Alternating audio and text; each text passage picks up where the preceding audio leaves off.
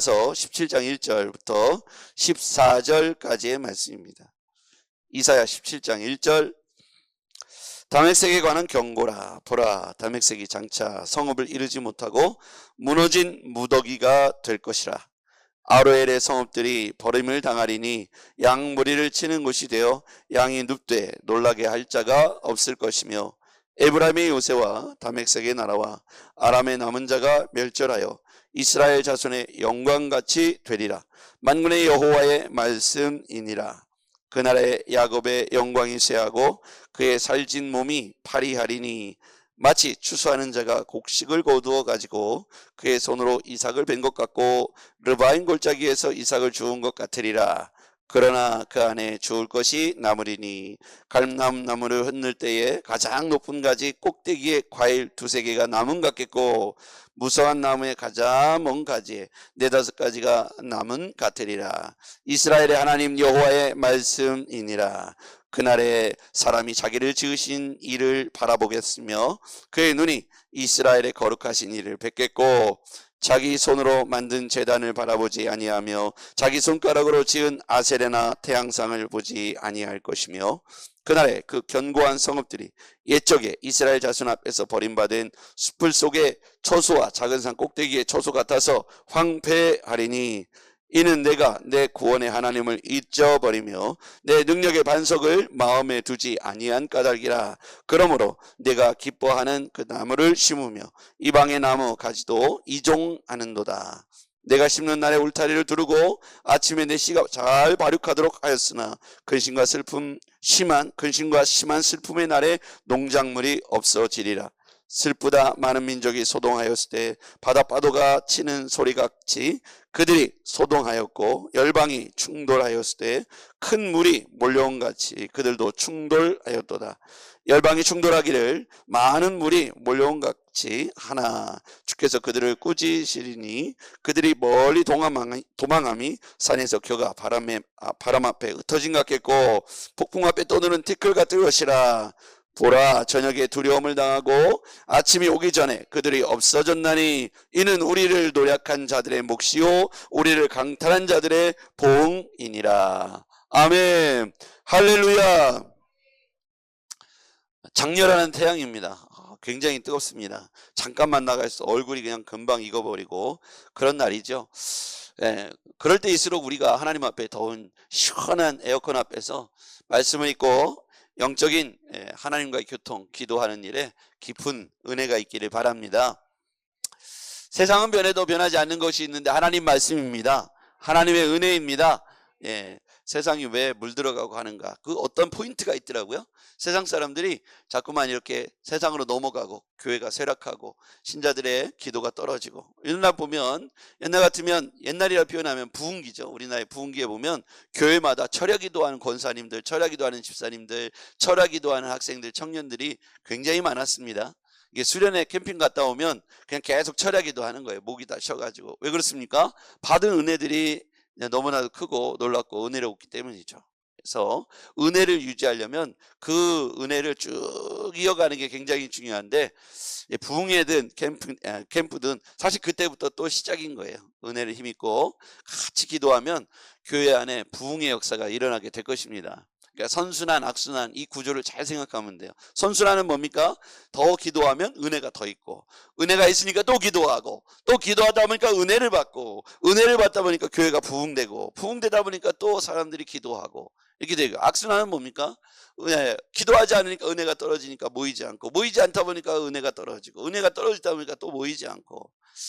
그러니까 지금 우리가 이제 이런 구조들을 딱 이렇게 선순환 구조로 바꿔놓으면 교회는 부흥될 수밖에 없습니다. 그러니까 하나님의 역사가 무뎌진 게 아니라 인간들이 변한 거죠. 왜냐하면 왜 변합니까? 세상이 너무 좋습니다. 돈이 있습니다. 들로 산으로 놀러 가기에 너무 좋죠. 그러다 보니까 이제 먹고 마시고 즐기자 하다 보니까 자연스럽게 기도의 흐름, 기도의 줄기, 기도의 이 밧줄을 놓치다 보니까 그렇게 약해지죠. 그게 악순환 구조로 빠지는 것이죠. 자, 오늘 말씀을 같이 보면요, 다멕색이 뭐냐면 아람 나라 들어보셨죠? 아람 나라의 르신왕 다멕색과 북이스라엘 에브라임이죠. 의 왕 베가가 동맹을 맺습니다. 그리고 반아수르 정책을 펴니다. 아수르를 우리가 물리치자. 반아수르 정책을 펴는데 그때 이 다메섹 아랍 나라가 북이스라엘 에브라임과 동맹을 맺어서 누구에게 손을 내미냐면 남유다 아하스 왕에게 너도 같이 하자. 같이 연합해서 아하스 왕을 이 아수르를 몰아내고 우리가 이 근동 패권을 우리가 장악하자. 이렇게 하는데 남유다의 아하스 왕이 거절했어요. 그러니까 이 아랍 나라 다메섹과 북이스라엘 에브라임이 연합을 해가지고 이 남유다의 아하스 왕을 축출하고 자기 말을 잘 듣는 새로운 왕을 뽑아가지고 새 나라가 동맹을 하자 이렇게 계획을 한 거예요. 근데 여기서 정말 이들이 하나 실수한 게 하나 있는데 뭐냐면 두려워할 대상을 잘못 고른 거예요. 아수르를 두려워할 것이 아니라 누굴 두려워해야 됩니까? 하나님을 두려워해야 되는데 이들이 아수르를 두려워하고 하나님을 잊어버린 거예요. 그러니까 근본적으로 이들은 하나님 앞에서 중요한 걸 간과한 겁니다. 그래서 우리는 여기서 깨달아야 될 게 있어요. 뭘 깨달았냐면 우리가 진짜 두려워할 존재는 누구인가? 돈도 아니고 권력자도 아니고 이 땅의 사장님도 아니고 선생님도 아니에요. 제일 두려운 존재는 여호와 하나님인 줄 믿습니다. 이걸 잊어버리는 순간 자신의 신앙의 정체성을 잊어버리고 어떻게 될 거예요? 완전히 심판 가운데 놓여지게 되는 것이죠. 자, 오늘 말씀 10절 가보겠습니다. 10절 자, 같이요. 시작. 이는 내가 내 구원의 하나님을 잊어버리며 내 능력의 반석을 마음에 두지 아니한 까닭이라. 그러므로 네가 기뻐하는 나무를 심으며 이방의 나무까지도 이종하였도다. 11절 시작. 내가 심는 날에 울타리를 두르고 아침에 내 씨가 잘 발육하도록 하였으나 근심과 심한 슬픔의 날에 농작물이 없어지리라. 아멘. 아무리 씨를 심고 이종을 하고 나뭇가지를 치고 그렇게 할지라도 울타리를 두르고 씨가 잘 발육하도록 하였으나 근심과 심한 슬픔의 날에 농작물이 없어지게 될 것이다. 이유는 뭐냐? 네 구원의 하나님을 잊어버렸고 내 능력의 반석을 마음에 두지 아니한 까닭이라. 그러므로 네가 기뻐하는 나무를 심고 이방의 나무까지도 이종하는도다. 그래봐야 소용없다. 거둘 열매가 없을 것이다. 왜? 근원적으로 하나님의 은혜와 단절되었고 잊어버렸기 때문이다. 여러분, 미국이란 나라가 세계 패권을 지배하겠다고 다시 우린 아메리카의 정신으로 돌아간다 하면서 막 전 세계 관세를 부과하고 내 말 안 들으면 너희들이 이렇게 100%를 내가 때릴 수 있는 사람이야. 그리고 모든 전쟁에 가서 마음에 안 드는 대통령 잡아오고 전쟁을 하고 폭격을 하고 B-50, B-52 이런 폭격기를 날려서 막 세계를 통치하려고 합니다. 그런데 여러분 중요한 게 있어요. 미국이라는 나라가 어떻게 세워졌습니까? 그 건국의 초기는요, 종교의 자유를 찾아온 우리 그 청교도들, 이 청교도들이 신앙의 자유를 찾아서 이렇게 메이플라워를 타고 넘어온 사람들이에요. 미국을 개척한 사람들의 신앙의 첫 번째는요, 예배당을 먼저 지었던 사람이에요. 그 다음에 학교를 짓고 병원을 짓고 자기 집들을 짓고 그래서 처음에 수수한 걸 가지고 땡스기빙 데이를 시작한 것 아니겠습니까? 그런데 요즘 미국이라는 나라가 심상치 않습니다. 그게 뭐냐면 보수 기독교의 몰락이 점점 오고 있다는 거예요. 왜 그렇습니까? 사람들이 물질, 황금, 만능주의에 점점 빠져가고 있기 때문입니다. 그런데 지난번에 2023년도에 에즈베리 대학교에 일어났던 부흥운동이 이제 뉴스를 탔잖아요.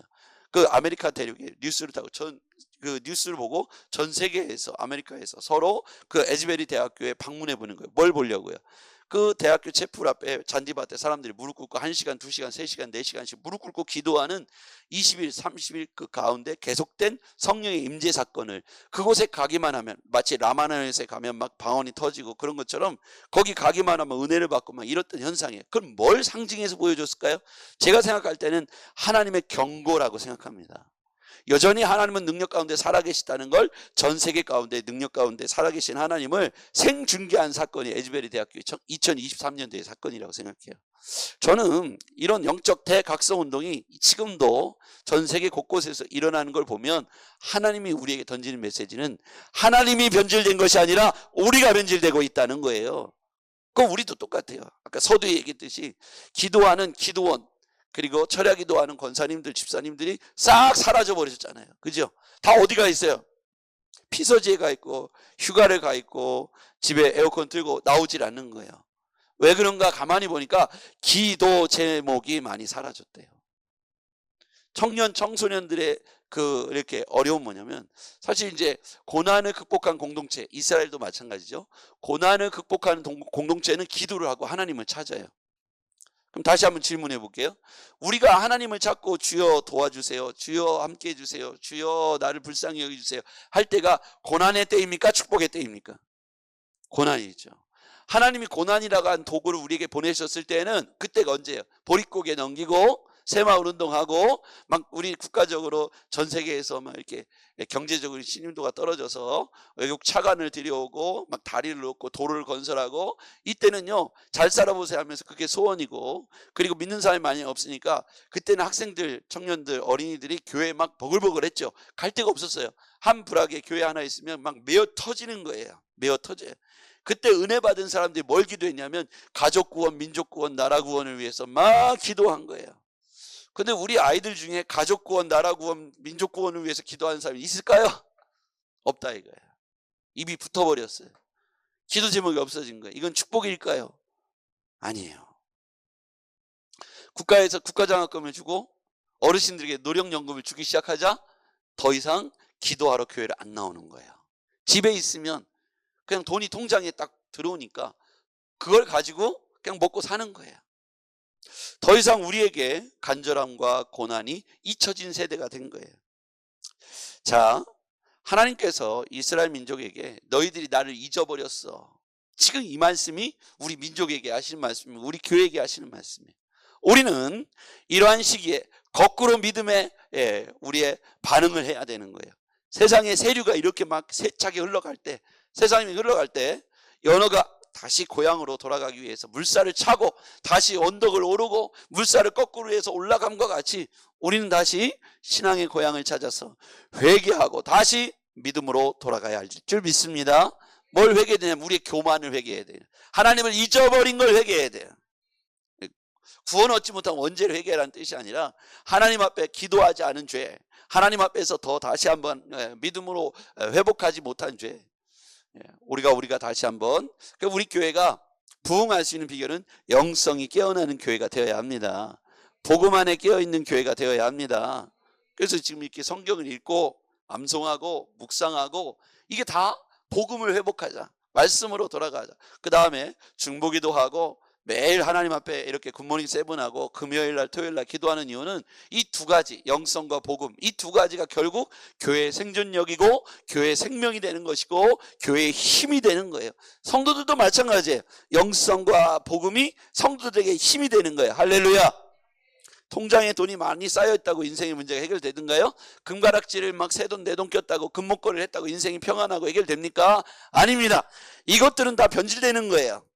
한 달, 두 달, 세 달은 내가 행복할지 모르겠어요. 여기다가 막 금덩이를 걸고 있고 이렇게 하고, 좋은 차를 타면 남자들은 6개월은 행복해요. 근데 평생의 문제가 해결되는 게 아니에요. 결국 우리 안에 말씀이 확고하게 설 때, 그렇죠?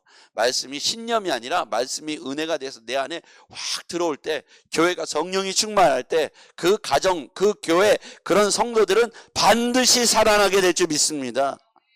다 지금 목회자들이 돈을 벌러 가야 될 수밖에 없어요. 왜 그럴까요? 세상에 이제 애들을 키워야 되니까 애들에게 들어간 돈이 한 사람당 100만 원씩 들어가니까 개척교회를 할 수가 없으니까 다 일하러 간, 우리 지방에만 해도 70%의 목사님들이 직업을 갖고 있어요. 자, 이게 무슨 얘기를 할까요?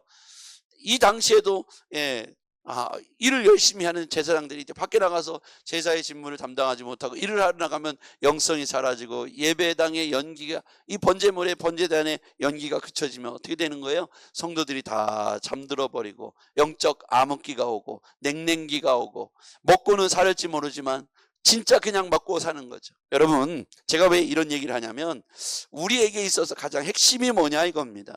씨를 뿌리고 나무를 심고 가지치기를 하고 울타리를 둘러도 아무 소용없다는 겁니다. 왜 그렇습니까? 하나님이 은혜를 주시지 않으면 그건 다 무용지물이 되는 거예요. 그래서 우리 교회가 나아갈 길과 방향은 하나님께로 향해야 될 줄 믿습니다.